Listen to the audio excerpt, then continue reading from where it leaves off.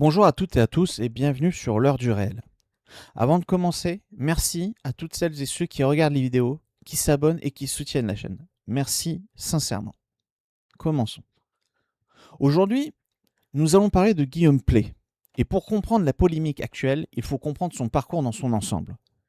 Parce qu'en quelques jours, pratiquement tout est ressorti.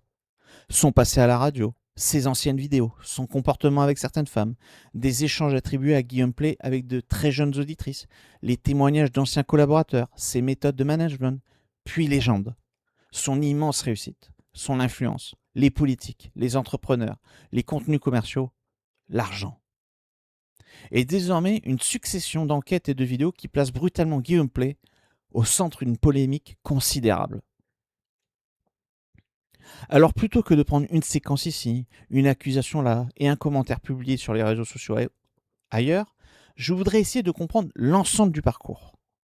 Parce que pour comprendre Guillaume Play aujourd'hui, il faut aussi comprendre celui qu'il était hier. Son passé n'est pas un détail embarrassant que l'on pourrait effacer.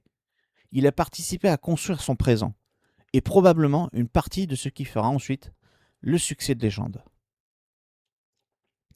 Pour les personnes qui ont découvert Guillaume Play avec Légende, le personnage des années 2010 peut sembler presque méconnaissable. Guillaume Play devient notamment une figure importante de la libre antenne sur Énergie. Et nous sommes alors très loin du studio élégant et des longues conversations posées que nous connaissons aujourd'hui.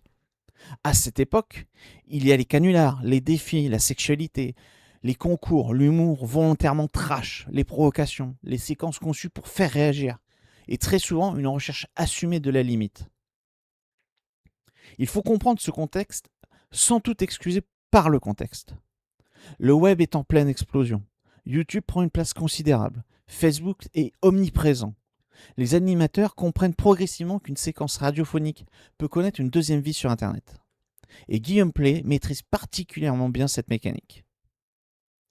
Faire rire, choquer, surprendre, créer la séquence dont les gens vont parler le lendemain, c'était une partie de son métier. Et Guillaume Play était manifestement très bon pour capter l'attention. Cela compte dans son histoire. Parce que l'homme qui réussira plus tard à faire regarder des conversations de 2 heures par des millions de personnes n'apprend pas soudainement à attirer un public en 2023. Il travaille cette capacité depuis des années. Parmi les anciennes séquences qui ressortent aujourd'hui, il y a une particulièrement connue. Elle date de 2013. Une vidéo présentée autour d'un principe très simple. Comment embrasser une fille dans la rue en 10 secondes. Guillaume Play aborde des jeunes fans. Il leur parle quelques instants, puis il tente de les embrasser. Sur les images présentées au public, certaines paraissent surprises, certaines reculent, certaines manifestent un refus ou une hésitation, et Guillaume Play insiste parfois.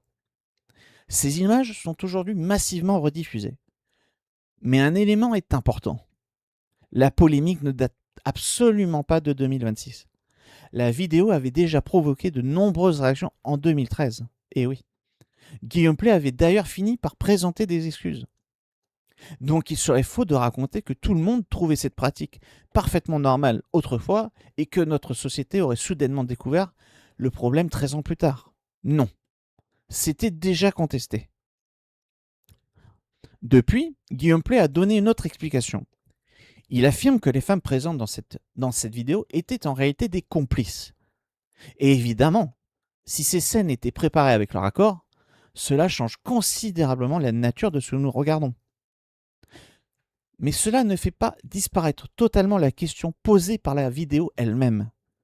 Parce que le public, lui, devait justement croire que ces femmes étaient des inconnues. C'était le principe de la séquence. Le spectateur devait penser, il vient de rencontrer cette femme, elle hésite, elle refuse peut-être, et il parvient malgré tout à l'embrasser. Donc même dans l'hypothèse d'une mise en scène, la représentation proposée au public restait discutable. Et lorsque ce public est très jeune, cela mérite évidemment d'être examiné. Mais je refuse également une facilité, celle qui consisterait à regarder 2013 depuis 2026 en prétendant que notre époque serait devenue irréprochable. Parce que la recherche du buzz par l'humiliation ou la transgression n'a pas disparu.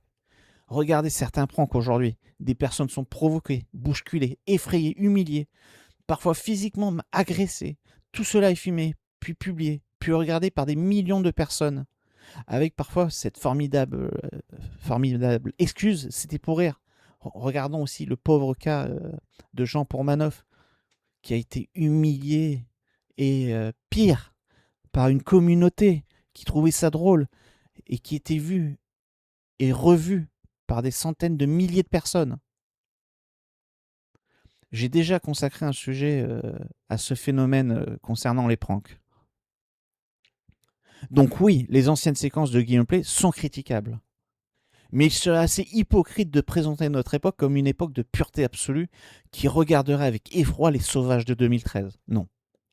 La recherche de la transgression existe toujours. Elle a changé de plateforme, elle a parfois changé de forme. Elle n'a certainement pas disparu par contre. Cela ne réduit pas la responsabilité individuelle du gameplay. Cela permet simplement de juger les choses avec cohérence. Puisque nous parlons de ces images, je veux rappeler un principe. Une femme doit pouvoir décider librement qui la touche, qui l'embrasse, comment elle s'habille, qui elle épouse et comment elle conduit son existence. Cette liberté doit être protégée face à tout le monde, face à un animateur, face à un conjoint, face à une famille, face à une pression sociale, face à une pression culturelle, face à une pression religieuse. Un principe qui dépend de l'identité de celui qui le transgresse n'est plus réellement un principe. Voilà. Revenons à gameplay. Parce qu'une enquête publiée au début du mois d'août 2026 ajoute un volet beaucoup plus sensible. Et celui-là, il serait impossible de l'ignorer aujourd'hui. Les Incorruptibles expliquent avoir enquêté pendant plusieurs mois, interrogé de nombreux anciens salariés ou collaborateurs et consulté notamment des échanges privés. Parmi les éléments privés figurent des conversations attribuées à Guillaume Play avec de jeunes auditrices qui étaient mineures à l'époque. Le magazine dit notamment avoir récupéré une conversation entière entre Guillaume Play et une adolescente rencontrée lorsqu'elle était très jeune. Le média rapporte des compliments portant sur son physique, des messages tardifs, des surnoms affectueux et des échanges dans lesquels l'âge de la jeune fille apparaît clairement connu. Une autre jeune femme raconte également avoir commencé à échanger avec lui alors qu'elle avait 14 ans. Si des comportements sexuels ou prédateurs envers des mineurs étaient établis, ce serait évidemment extrêmement grave et absolument inacceptable. Je tiens juste à le préciser dans cette vidéo. Mais à ce stade, nous devons rester sur ce qui est documenté. Des échanges ont été publiés, certaines jeunes filles étaient mineures, Guillaume Play a répondu à ces accusations, et certains anciens collaborateurs contestent une partie de sa défense. Je ne vais donc pas qualifier juridiquement ces échanges à la place de la justice. Non. Ce que nous pouvons dire, c'est que des échanges attribués à Guillaume Play avec des adolescentes mineures ont été publiés dans une enquête journalistique. Et Guillaume Play lui-même a désormais répondu à cette question. Nous verrons sa réponse. Je veux simplement préciser ici ma méthode. Je ne connais pas personnellement Guillaume Play, je ne possède pas ses conversations privées au-delà de ce qui a été rendu public, je n'ai pas accès à un éventuel dossier judiciaire qui ne serait pas public, je travaille donc avec ce que je peux vérifier. Les archives, les enquêtes publiées, les déclarations publiques, les témoignages lorsqu'ils sont présentés comme des témoignages, et les réponses de Guillaume Play lorsqu'elles existent. Un fait établi est présenté comme un fait. Un témoignage est présenté comme un témoignage. Une accusation reste une accusation. Et lorsque les éléments dont je dispose ne permettent pas d'aller plus loin, je m'arrête. C'est tout. Le nombre de personnes répétant quelque chose ne transforme jamais cette chose en preuve. C'est la règle que j'appliquerai à Guillaume Play comme à n'importe qui d'autre. Les critiques concernant Guillaume Play ne commencent d'ailleurs pas cette semaine. Dès 2023, plusieurs anciens collaborateurs ou stagiaires avaient publiquement dénoncé ces méthodes. Certains évoquaient des journées extrêmement longues, des semaines de travail très lourdes, une pression constante, des remarques vécues comme humiliantes. Une ancienne stagiaire avait également raconté que Guillaume Play lui aurait rapidement demandé si elle avait un petit ami. Elle disait aussi qu'il lui aurait posé une main sur la cuisse. Là encore, il s'agit d'un témoignage. À l'époque, son entourage avait contesté certaines accusations et parlait de propos diffamatoires. Un proche de Guillaume Play, cité plus tard par Le Monde, affirmait également qu'aucun salarié ou stagiaire n'avait signalé auprès de l'entreprise un comportement qui aurait relevé de l'illégalité. Cette réponse existe, mais les témoignages existent également. Ils font donc partie du dossier. En juin 2026, Le Monde publie à son tour une importante enquête sur Guillaume Play et Légende. Le journal analyse près de 200 vidéos publiées sur une période d'1 an et recueille les témoignages d'anciens salariés. Plusieurs décrivent un rythme de travail particulièrement intense, des messages à toute heure, une très forte pression, un patron extrêmement exigeant. Et 2 anciens collaborateurs affirment que Guillaume Play pouvait également consulter, depuis son téléphone, les images de caméras de surveillance présentes dans les locaux. Au moment de l'enquête, Le Monde précisait qu'aucun des salariés ou anciens collaborateurs interrogés n'avait saisi la justice. Cela compte. Mais cela ne permet pas pour autant de faire disparaître leurs témoignages.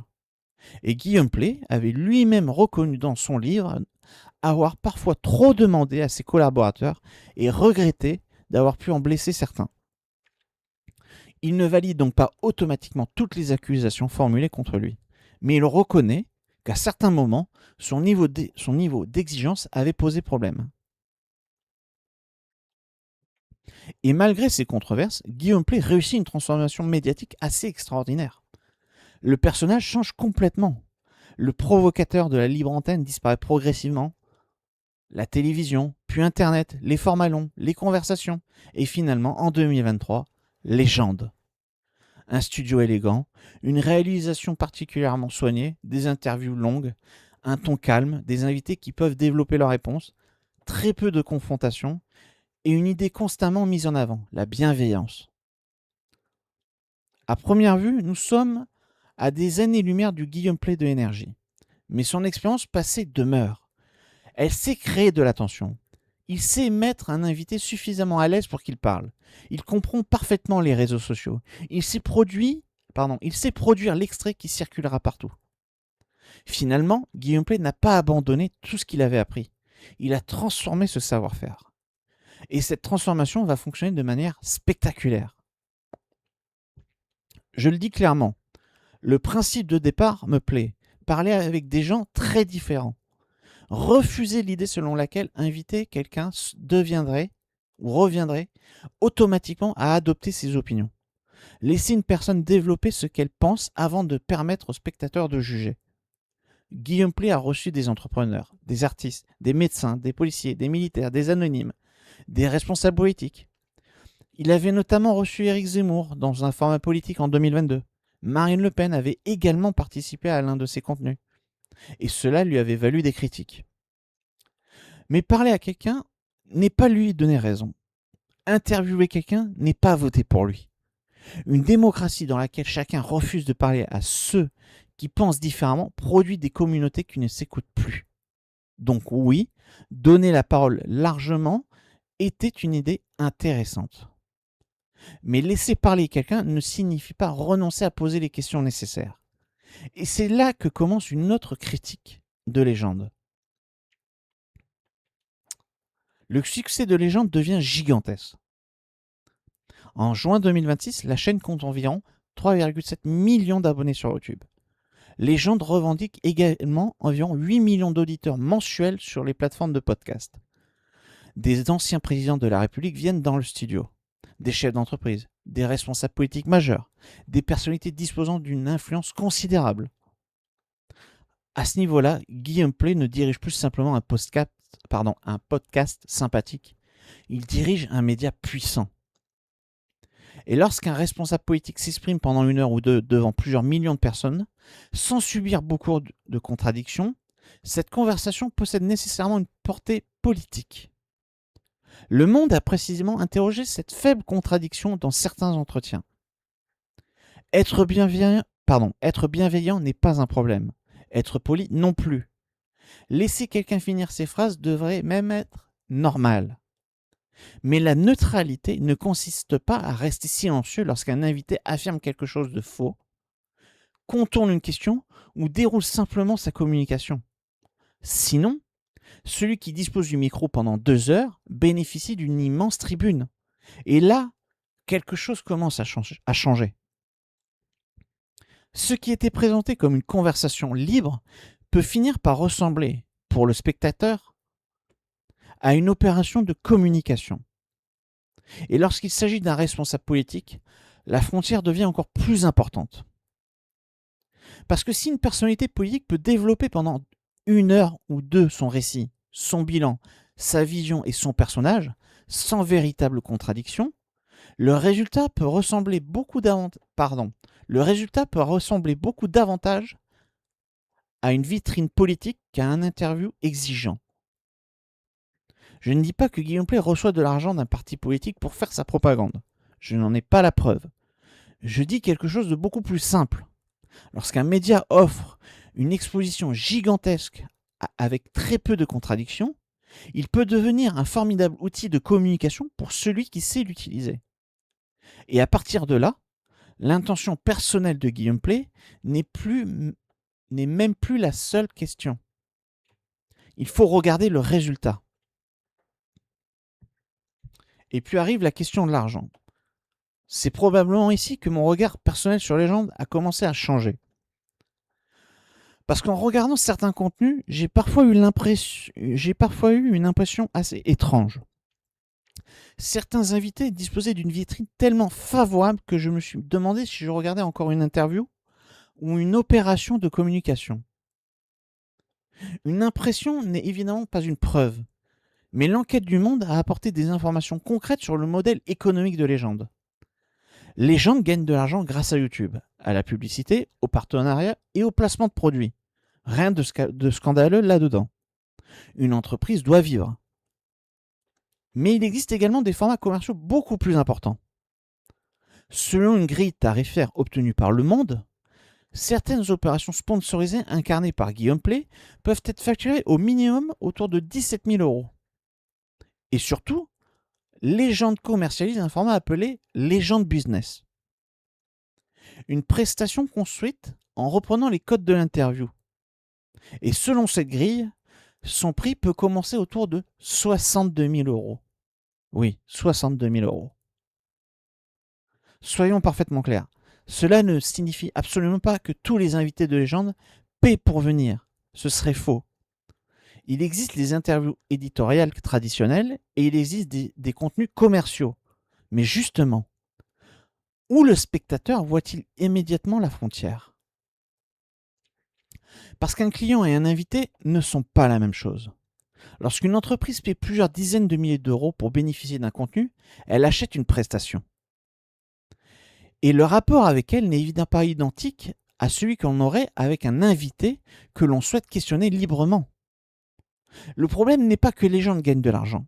Le problème apparaît lorsque l'apparence du contenu commercial ressemble énormément à celle du contenu éditorial. Même animateur, même studio, même qualité de production, même ambiance, même ton très positif. Alors le spectateur doit être particulièrement attentif pour savoir ce qu'il regarde. Et c'est probablement là que certains commencent à décrocher. Parce que lorsque plusieurs interviews donnent l'impression d'être extrêmement favorables à l'invité, et que l'on apprend parallèlement que le média vend des prestations ressemblant à ces interviews, une question apparaît inévitablement. Est-ce que je regarde encore quelqu'un que l'on interroge ou quelqu'un que l'on met en valeur ? Et cette question devient encore plus sensible lorsque l'invité possède un intérêt politique, économique ou commercial. Parce qu'un média disposant de plusieurs millions de spectateurs peut fabriquer énormément de confiance. Il peut humaniser une personnalité, redorer une image, créer de la sympathie, faire connaître une entreprise, faire vendre un livre, ou rendre un responsable politique beaucoup plus fréquentable auprès d'un public qui ne l'aurait jamais regardé ailleurs. C'est une puissance énorme. Et cette puissance oblige à une transparence énorme, elle aussi. Peut-on rester libre quand on devient très puissant ? C'est finalement la question que pose le parcours de Guillaume Play. Légende n'est plus un petit projet indépendant installé dans un coin. Il a des millions d'abonnés. Des dizaines de collaborateurs, des annonceurs, des entreprises clientes, des personnalités importantes, une marque, des contrats, une entreprise devenue extrêmement précieuse. Et plus une structure grandit, plus elle possède quelque chose à perdre. C'est précisément là que l'indépendance devient difficile. Pas nécessairement parce qu'un homme politique téléphone un matin pour donner un ordre. Ce serait une vision beaucoup trop simpliste. La pression peut être plus subtile. Vous savez quel annonceur peut partir. Vous savez quel invité puissant peut ne plus revenir. Vous savez quel sujet crée des problèmes. Vous savez ce qui fait des millions de vues. Vous savez ce qui rapporte de l'argent. Et progressivement, le risque est de commencer à s'adapter. Et progressivement, le risque est de commencer à adapter ses voix avant même que quelqu'un vous demande quoi que ce soit. C'est là que se mesure réellement l'indépendance. Pas lorsque votre liberté ne vous coûte rien, mais lorsque la conserver peut vous coûter beaucoup. Et il manque évidemment une personne dans cette histoire, Guillaume Pley lui-même. Il a finalement pris la parole le 7 août 2026, après la publication des enquêtes qui le mettent en cause. Et sa réponse mérite d'être donnée clairement. Concernant son époque à Énergie, il reconnaît être allé très loin dans la provocation. Il explique que l'objectif était de faire rire et reconnaît que certaines pratiques ont dépassé les limites.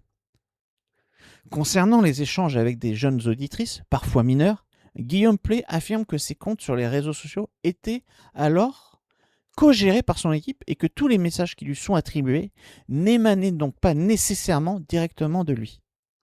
Mais il exprime également des regrets. Il reconnaît que certains échanges avec le public étaient inappropriés et qu'il manquait de discernement. Il dit regretter qu'il ait pu blesser ou mettre certaines personnes mal à l'aise. Concernant le fonctionnement actuel de Légende, Guillaume Pley défend son entreprise et conteste l'image présentée par certains articles.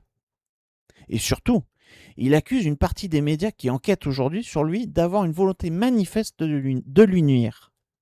Voilà sa position. Elle doit être entendue, puis confrontée aux autres éléments du dossier. Une partie de cette réponse a cependant été contestée par d'anciens collaborateurs. Certains contestent notamment son explication concernant la cogestion de ses réseaux sociaux et la responsabilité de son équipe dans certains messages qui lui sont attribués.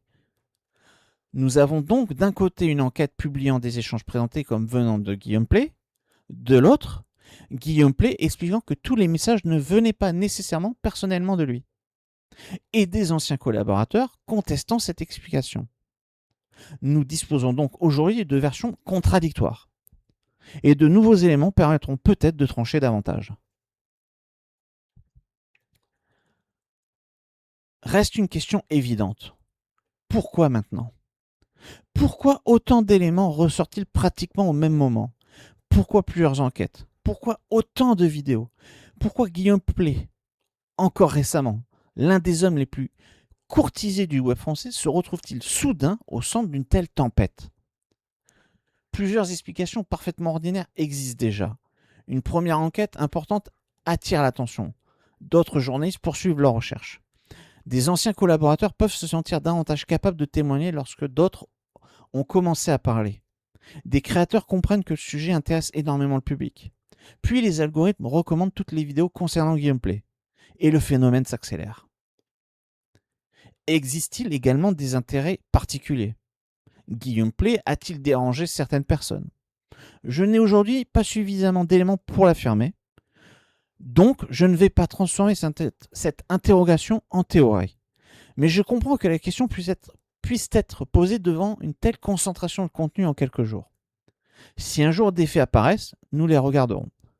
Aujourd'hui, ils ne sont pas là. Cette méfiance a également été alimentée par une autre affaire. Une vidéo enquête critique consacrée à Guillaume Pley a été temporairement retirée de YouTube après une réclamation concernant certains contenus utilisés. Son auteur a dénoncé une censure.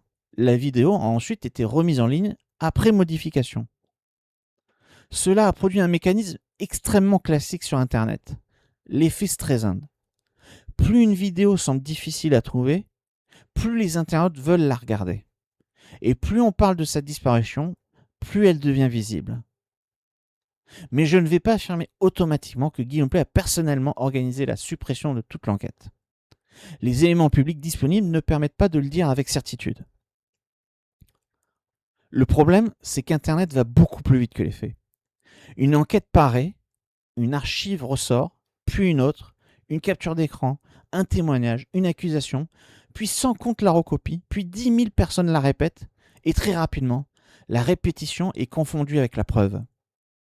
Certaines qualifications extrêmement graves sont actuellement utilisées contre Guillaume Play.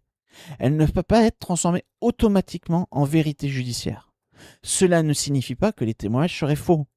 Cela signifie uniquement qu'il faut continuer à distinguer ce qui est établi, ce qui est allégué et ce qui reste à démontrer. C'est moins spectaculaire, mais c'est beaucoup plus solide. Voilà pourquoi il était indispensable de revenir aussi longuement sur son passé. Pas pour expliquer que l'homme de 2026 serait forcément identique à celui de 2013. Les gens peuvent évoluer. Mais parce que son passé permet aussi de comprendre son parcours. La recherche de l'attention, la maîtrise du buzz, la provocation, la compréhension d'un public jeune, la capacité à créer une séquence virale, puis plus tard, la capacité à mettre quelqu'un à l'aise, à obtenir une confidence, à produire une phrase qui circulera partout sur les réseaux. Le décor a changé, la méthode s'est professionnalisée, l'entreprise est devenue gigantesque, mais Guillaume Play n'a pas découvert les mécanismes de l'attention avec Légende. Son expérience précédente a probablement constitué une partie du socle sur lequel Légende a été construit. Le passé n'est donc pas séparé du présent, il permet de le comprendre. Bien sûr qu'un homme peut évoluer. Quelqu'un qui a fait des choses discutables 15 ans auparavant peut reconnaître ses erreurs et devenir différent. Le principe même d'évolution personnelle suppose que nous l'acceptions. Mais changer ne signifie pas effacer.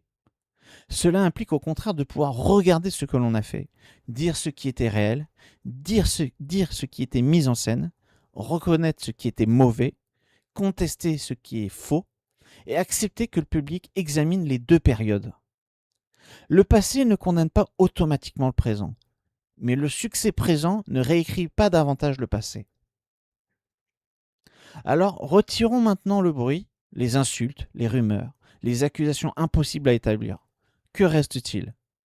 Il reste un animateur qui a construit une partie de sa notoriété sur la provocation et la transgression. Il reste des séquences avec des femmes qui étaient déjà controversées lors de leur diffusion. Il reste l'explication actuelle selon laquelle certaines étaient mises en scène avec des complices. Il reste des échanges attribués à Guillaume Play avec de très jeunes auditrices dont certaines étaient mineures. Il reste sa réponse indiquant que ses comptes étaient co-gérés avec son équipe et que tous les messages ne venaient pas nécessairement de lui. Il reste également ses regrets concernant certains échanges avec son public. Il reste plusieurs témoignages d'anciens collaborateurs sur ses méthodes de management. Il reste ses propres regrets d'avoir parfois trop demandé. Il reste un média devenu extrêmement puissant. Il reste des critiques sérieuses concernant le manque de contradiction dans certaines interviews. Il reste aussi des formats commerciaux facturés plusieurs dizaines de milliers d'euros. Et il reste une frontière entre information, conversation et communication qui mérite clairement d'être examinée. Tout cela existe. Tout cela suffisamment largement à poser des questions sérieuses. Tout cela suffit largement à poser des questions sérieuses. Nous n'avons pas besoin d'inventer le reste. En conclusion. Alors, Guillaume Play a-t-il renié les principes avec lesquels il voulait construire son nouveau média ? Je ne peux pas entrer dans sa tête. Mais nous pouvons regarder ce qu'est devenu Légende. A-t-il été transformé par l'argent ? A-t-il été transformé ensuite par le succès ? Chacun pourra observer son parcours et se faire son opinion. Et existe-t-il aujourd'hui une volonté organisée Existe-t-il aujourd'hui une volonté organisée de le faire tomber ? Je n'en ai pas la preuve. Mais certaines choses sont parfaitement visibles. Guillaume Play est passé de la recherche assumée de la provocation à la direction d'un média devenu extrêmement puissant. Il a construit Légende autour de la parole longue, de la bienveillance et de l'idée de pouvoir discuter avec tout le monde. Cette idée était intéressante. Elle le reste. Mais une immense audience peut également devenir une immense vitrine. Pour une entreprise, pour un entrepreneur, pour une personnalité et pour un responsable politique. À partir du moment où celui qui est assis devant Guillaume Play peut dérouler son récit pendant 1 heure ou 2 devant des millions de personnes avec très peu de contradictions, Légende ne peut plus se considérer seulement comme un endroit où l'on discute tranquillement. Il possède une influence.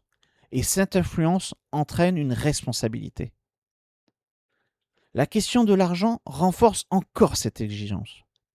Parce que la véritable indépendance n'est pas de proclamer que l'on est libre. Elle consiste à conserver cette liberté. Pardon. Elle consiste à conserver cette liberté lorsqu'elle commence à coûter quelque chose. Un contrat, un partenaire, un annonceur, un client, un invité important, des vues, de l'argent ou de l'influence. Et c'est peut-être là que le parcours de Guillaume Play devient intéressant au-delà de Guillaume Play lui-même. Son passé a participé à construire son savoir-faire. Ce savoir-faire a contribué à construire Légende. Légende lui a donné une puissance exceptionnelle. Et cette puissance oblige désormais Guillaume Play à répondre à des questions auxquelles le provocateur de la libre antenne n'avait probablement jamais imaginé devoir répondre un jour. Il a le droit de répondre. Ceux qui témoignent ont le droit de parler. Les journalistes ont le droit d'enquêter. Et nous avons le droit d'examiner ce qu'ils apportent. Mais ni la popularité de Guillaume Play, ni la foule qui l'accuse aujourd'hui ne doivent décider à notre place de ce qui est vrai. C'est au fait de le faire. Le réel ne choisit pas de camp. Il ne vote pas, il n'a pas d'idéologie. Il est ce qu'il est. Merci à toutes et à tous d'avoir regardé cette vidéo. Merci également à toutes celles et ceux qui s'abonnent et partagent et qui soutiennent l'art du réel. Si vous appréciez cette manière de traiter les sujets, pensez à vous abonner et à soutenir la chaîne. Merci pour votre écoute. Au revoir et à bientôt sur l'heure du réel.